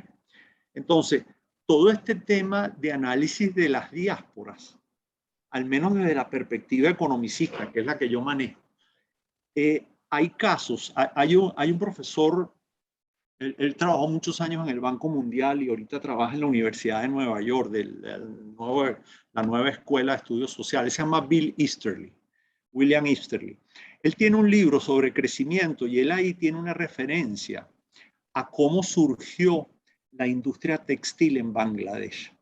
Y la industria textil en Bangladesh surge por un grupo pequeño de gente que vivía en Bangladesh que fueron a trabajar a Corea en unas empresas textiles y después regresaron. Hay un alumno de Ricardo, un muchacho muy joven, puede tener 30 años o a lo mejor menos, que él se llama Dani Bahar, que creo que vale la pena escucharle a él. Él ha trabajado mucho todo este tema de las diásporas. Y entonces Dani tiene varios estudios. Tiene un estudio de cómo influenció la llegada de gente de Israel a Alemania para el desarrollo de la industria de la Alemania. Y tiene también cómo todo este tema en Yugoslavia, cómo el grupo de gente que estaba trabajando en Alemania, que regresa a Yugoslavia, cómo ellos reconstruyen la industria. Y tienen argumentos, ambos tienen argumentos, y quiero decir que desde la perspectiva económica eso cada vez se está estudiando más. Son cosas muy recientes, pero que a mi manera de ver como venezolano que vivo aquí en Venezuela, creo que tienen una interpretación mucho más integradora y mucho más positiva y más realista porque yo siento que cuando se habla del tema de la diáspora, yo en lo personal siento como mucho soñar, pero que no tiene ninguna validez económica, porque no tiene ningún incentivo para que aparezca. Cerrado este capítulo, Ricardo, si uno entra al laboratorio, el Growth Lab de la Universidad de Harvard, que es el laboratorio que tiene Ricardo, ellos acaban de terminar un informe que le contrataron a él el gobierno de Colombia, que es esto mismo que estamos hablando, pero pensado desde un punto de vista de Estado. Y entonces vale la pena echarle una mirada a esto porque ellos ahí plantean, o Ricardo plantea ahí, cómo América Latina es la región del mundo que más penaliza a que vengan cerebros de fuera.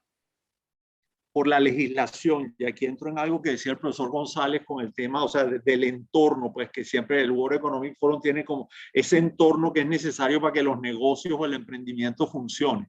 Entonces, uno se encuentra, por ejemplo, en Centroamérica, en República Dominicana, hay cantidades de profesiones que uno no puede ejercer si uno no nació en el país. Eso ocurre en muy pocas partes del mundo. Y entonces Ricardo refiere de que nosotros somos estrellas, digo nosotros, pues de México para abajo, en esa cantidad de prohibiciones. Entonces, esa cantidad de prohibiciones van a contrapelo con el argumento de que es mucho más eficiente mover cerebros que formar cerebros en una geografía. Entonces, yo creo que para ver de una forma, a mi gusto, pues contemporánea y con todos estos temas que nos ha mencionado el profesor González hoy, de la diáspora y cómo entran y cómo mejoran y si hay emprendimiento, no hay emprendimiento, creo que los trabajos de Dani Bajar, que es un muchacho graduado aquí en la Metropolitana, pero que después hizo economía en Harvard y en Israel, y los trabajos de Ricardo son muy interesantes con esto de la inserción y la significación económica de las diásporas en gran cantidad de países. Y en el caso muy concreto, si uno mira el informe que acaba de terminar Ricardo, o sea, creo que fue este año que lo terminó, sobre que es el gobierno de Colombia que quiere definir una estrategia de cómo va a ser con la diáspora que tiene fuera y cómo la va a ir incorporando o no. Entonces creo que eso, vamos a decir, sin darle una respuesta, creo que allá hay 3 o 4 referencias que incluso mi recomendación y sugerencia que la academia de algún momento pudiera convocarlo a ellos para mirar, porque creo que es la forma más contemporánea y más motivadora que he visto yo del tema de la diáspora, más allá del sentimentalismo que pues está muy inmerso en nosotros pues cuando lo vemos con respecto a esto. Y con respecto a lo que usted decía de las empresas viejas o no, el tema del leapfrogging viene en lo mismo. Porque si todas esas empresas desaparecieron ahora, el gobierno o nosotros como país no deberíamos tener ningún tipo de atadura para repensarnos totalmente distinto. ¿Me explico? Entonces, a eso es que apuntaba un poco mi inquietud o escuchar la opinión del profesor González con respecto al tema del leapfrogging. Gracias. Pues sí, muy de acuerdo con lo que acabas de comentar, Lino. Es decir, y sobre todo la importancia de la capacidad de ser permeable a todo lo nuevo, ¿no? Es decir, la capacidad de introducción de conocimiento nuevo dentro de la sociedad en la que estemos, ¿no? Es la clave para el éxito, conseguir ese proceso de transformación tan necesario, ¿no? Hoy en día, ¿no? Y bueno, es lo que comentábamos, ¿no? Esas trabas, ¿no? De tipo pues, administrativo, legislativo, fiscal, burocrático, que terminan por asfixiar la capacidad de que ese conocimiento que está fuera pueda volver o pueda llegar y pueda introducirse y pueda ser facilitador del proceso de cambio, ¿no? Sin duda. Muy bien, me he apuntado la referencia de Dani Bajar para seguirla y analizarla. Muchas gracias por la referencia. Si tienes los teléfonos o correos de Dani Bajar, te lo agradezco, Lino. El profesor Gonzalo Morales tiene la mano levantada. El profesor Gonzalo Morales fue presidente de la academia, es de los fundadores de la Academia de Ingeniería y actualmente es presidente de la Comisión de Desarrollo Industrial en la academia. Adelante, Gonzalo.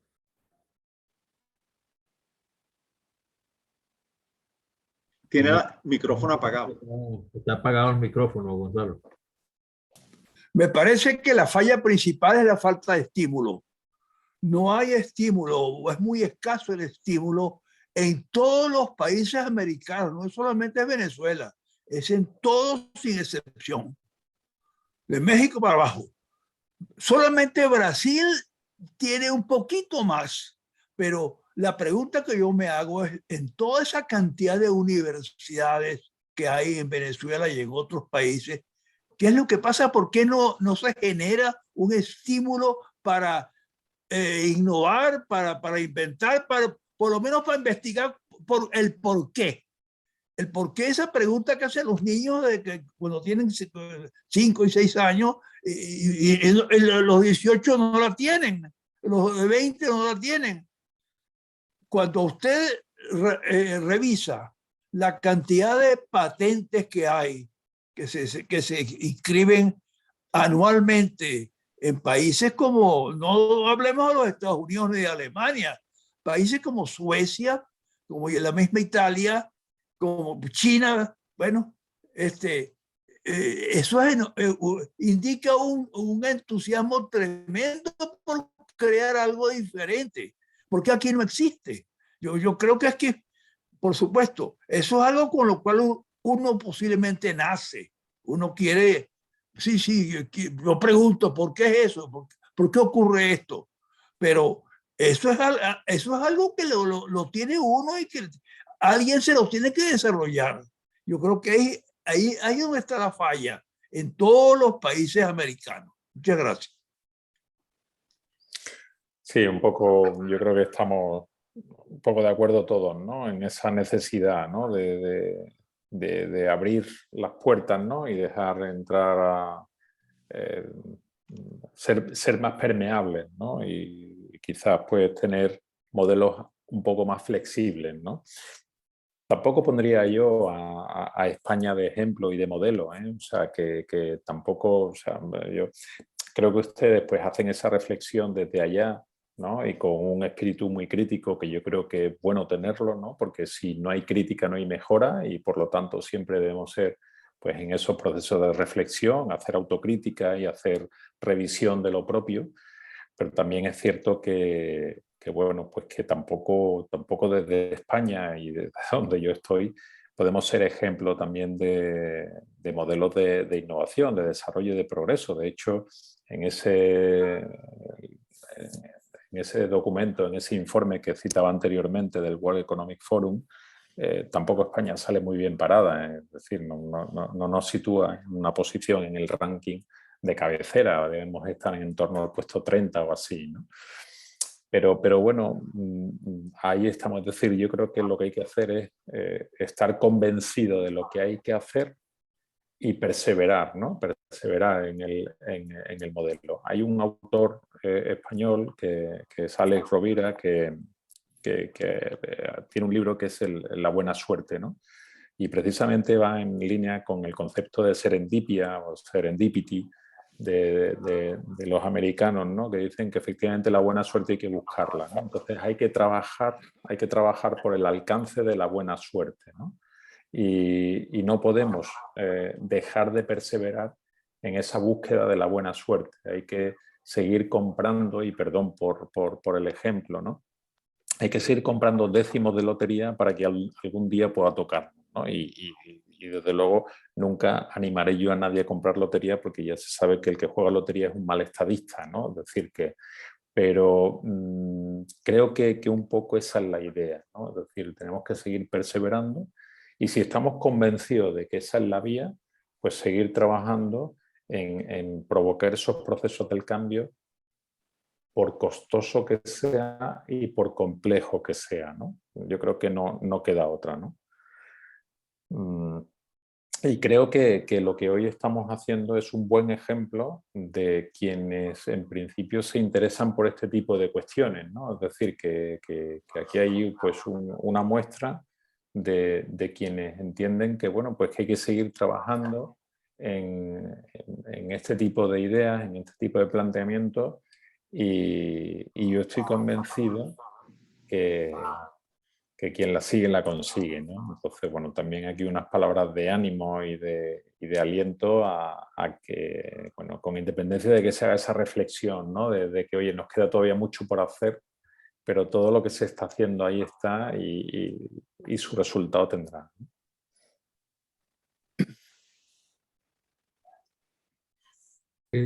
¿Puedes contarnos un poco sobre la experiencia española en materia de innovación durante los últimos 15, 20 años y el aprendizaje que han tenido de países de avanzada, Alemania, Francia, Italia? Sí, es que se ha entrecortado, Alfredo, perdona. ¿Me decías? Si pudieras contarnos un poco la experiencia española en materia de innovación, ustedes que están tan cerca de los países de vanguardia como Alemania, Francia, Italia, digamos, ¿qué han aprendido ustedes de ellos para ponerlo en práctica, a ver si eso puede sernos útil a nosotros? Sí, bueno, yo además que como presidente del Comité Europeo de Gestión de la Innovación, pues bueno, es un tema que efectivamente me resulta cercano, ¿no? Y créanme que realmente hay un debate muy intenso dentro del propio comité. En el comité no solo estamos representados países de la Unión Europea, sino de toda Europa. Y realmente entendemos que ahora mismo hay un modelo de crisis, ¿no? en el estado actual, porque realmente Europa se está quedando muy atrás en el proceso de cambio que se está produciendo a nivel global, ¿no? Europa ahora mismo, el conocimiento se ha desplazado a orillas del Pacífico, y Europa se ha quedado fuera del centro geoestratégico de desarrollo tecnológico a nivel mundial. Y la preocupación que existe en Europa, ya hablabas de Alemania, de Francia, de Italia, hablamos de Inglaterra, que aunque ya no pertenece a la Unión Europea, sigue siendo país europeo. Hablamos de Suiza, hablamos de Suecia, hablamos de Dinamarca, hablamos de Finlandia, es decir, que realmente hablamos de países con una potencia económica importante, pero realmente empezamos a pensar en Europa que nos estamos quedando como un pequeño gueto cultural, y que lo único que empezamos a ofrecer al resto del mundo es nuestra mucha o poca cultura que podamos tener por la historia que dejaron los romanos en su día, y no sé si alguno más, la climatología que podamos tener aquí al sur y poco más. De manera que todo el desarrollo tecnológico, la innovación y todo esto empieza a no estar en Europa. Y bueno, pues están en Asia, están en Estados Unidos, y aquí no. Entonces hay un momento de crisis, de gran reflexión y de saber realmente qué es lo que tiene que hacer Europa para empezar a volver a tener ese protagonismo que en otro momento ha tenido cuando las cosas ocurrían a orillas del Atlántico y cuando realmente el mundo pivotaba entre el desarrollo tecnológico europeo, y ahí estaba por supuesto Alemania, estaba Francia, estaba Italia, estaba Inglaterra, y el desarrollo tecnológico de los Estados Unidos, ¿no? de América, ¿no? Y esa es un poco la situación en la que estamos, Alfredo, de realmente saber cuál es el camino que hay que adaptar, ¿no? Y lo que se está es pues, tratando de lanzar, de aprovechar todo ese conocimiento que hay. Antes hablábamos de las universidades y demás, y ese conocimiento que sale de la universidad y que se va a las multinacionales que ya no son europeas, la mayoría de ellas, lo que se está tratando es de favorecer el emprendimiento, el autoempleo. Es decir, que se pueda, que ese conocimiento que está aquí, que pueda arraigarse aquí, que pueda arraigarse acá y que pueda generar riqueza desde acá, ¿vale? Entonces, ese es un poco el modelo. Se está favoreciendo mucho todo el proceso de creación de startups, promover mucho lo que son las aceleradoras de modelos de negocio, todo el seed capital y todo el capital de semilla y de desarrollo de negocio, tratar de promoverlo precisamente para eso, para tratar de volver a generar lo que Europa pueda ser por lo que Europa pueda tener, ¿no? Y esa es un poco la reflexión que hay ahora mismo en el seno del comité, ¿no? Yo diría que en el caso de Europa, la necesidad está mucho más aguda en países como la India o China. Ahí la europea está más gordo y el chino y el indio come menos. Ahí puede haber algo. No hay la necesidad no se está usando para animarla, estimular la innovación. Sí, o sea, a ver, hay procesos que pueden ser muy intensivos en mano de obra y ahí el coste de mano de obra puede ser determinante. Pero hay otros modelos de negocio donde la mano de obra no es tan intensiva, que son más intensivos en capital intelectual, ¿no? Y ahí es donde se entiende que deberíamos de tratar de focalizar nuestro modelo de negocio, ¿no? O sea, está claro que el coste salarial que existe en Europa no es competitivo con los costes salariales que puede haber en otras zonas del planeta, ¿no? Por lo tanto, no deberíamos de pensar en competir en costes, sino tratar de competir en diferenciación, ¿no? Un poco siguiendo las estrategias competitivas de Michael Porter, ¿no? Es decir, tratar de pensar en que se generen modelos de negocio que puedan resolver los problemas actuales de una forma distinta, precisamente desde el emprendimiento, desde ese modelo de industria 4.0 que hemos hablado, donde son procesos más intensivos en conocimiento y no tanto intensivos en mano de obra, ¿no? Y esa es un poco la idea. Al final, de todas formas, lo que comentaba anteriormente, ¿no? O sea, esto no son ni procesos automáticos, ni lineales, ni nadie tenemos, ¿no? Ese, digamos, fórmula exacta en la que aplico esto y obtengo esto, ¿no? Es decir, que son procesos de prueba y error, ¿no? Modelo científico al fin y al cabo, ¿no? De lanzar unas hipótesis, poner encima de la mesa unos test de validación y ver qué pasa, ¿no? Y en ese proceso está ahora Europa, ¿no? Y la idea, como decía, es eso, trabajar en el conocimiento, trabajar en el conocimiento propio y tratar de favorecer el emprendimiento, ¿no? Más que la ubicación de esos perfiles nuevos que salen de la universidad en esas multinacionales que finalmente terminan por robar ese conocimiento, robar, entiéndanme, perdón por la expresión, ¿no? de llevarse ese conocimiento fuera, ¿no? Lino Clemente tiene la mano levantada, ¿sí? Quería hacerla tiene que ver más cuando uno piensa en todo este tema de emprendimiento, innovación, y si ahora nos volteamos al financiamiento. O sea, cuando uno lo mira, por lo menos humildemente desde aquí, desde Venezuela, mucho de esto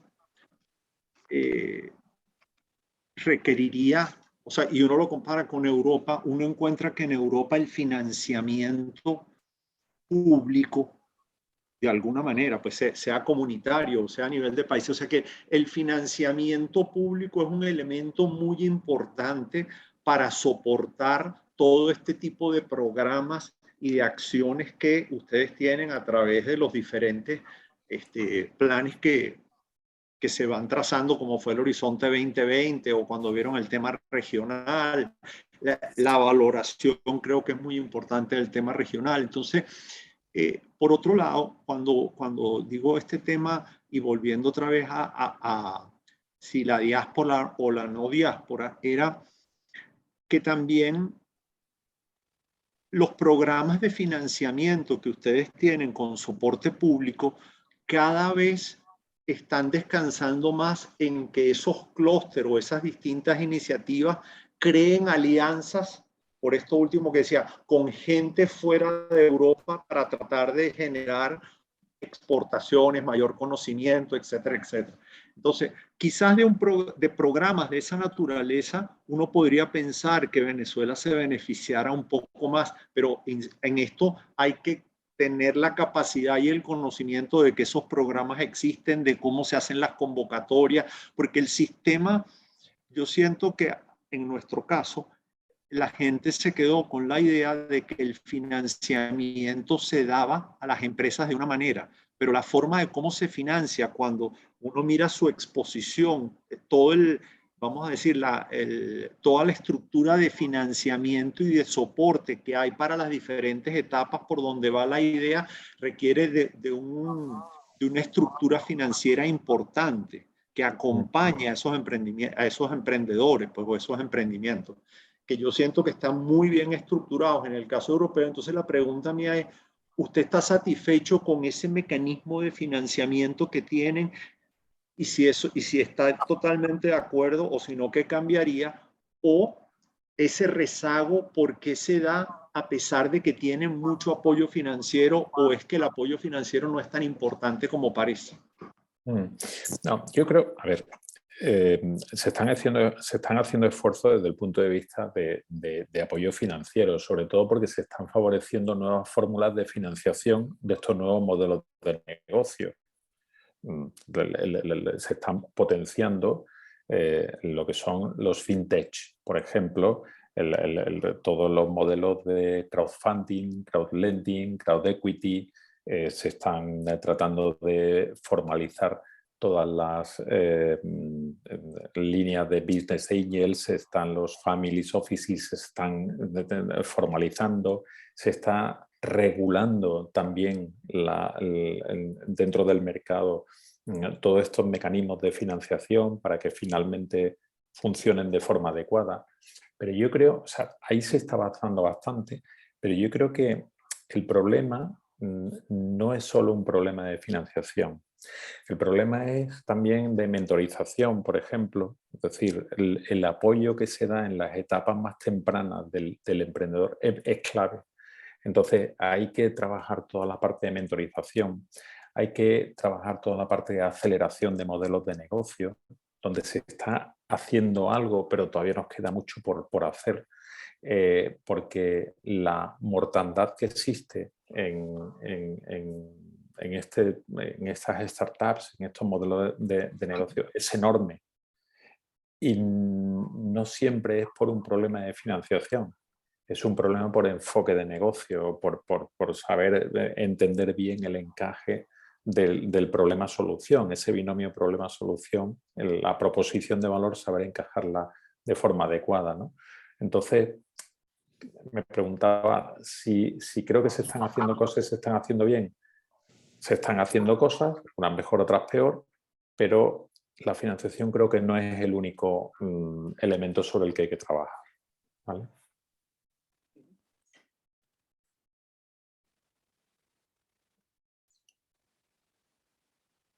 He tomado nota de las referencias que ha facilitado Lino y agradezco mucho estas referencias para consultar. Lo de la Universidad de Harvard. Ahí está el estudio de Colombia. Está, bueno, el website de Dani Bajar, que tiene un programa así como tómense un café con Dani Bajar y entrevista gente, muy dinámico, muy interesante. Y hay otro trabajo ahí que también, pero va sobre esta misma idea del tema de que es más fácil mover a los cerebros que formar a los cerebros en una geografía.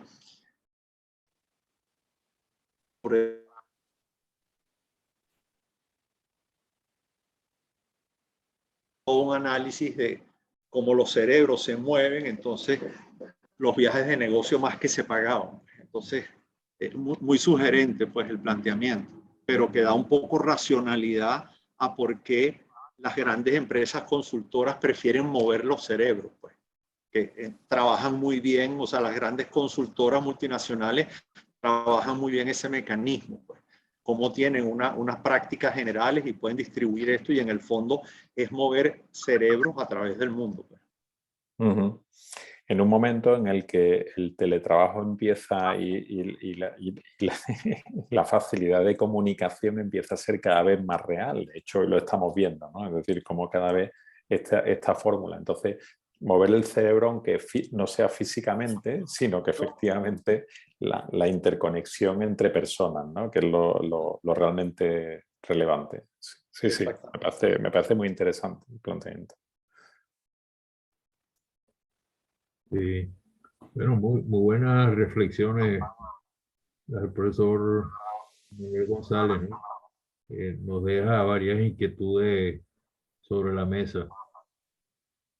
Bueno, sigue el derecho de palabra abierto si hay alguna otra intervención.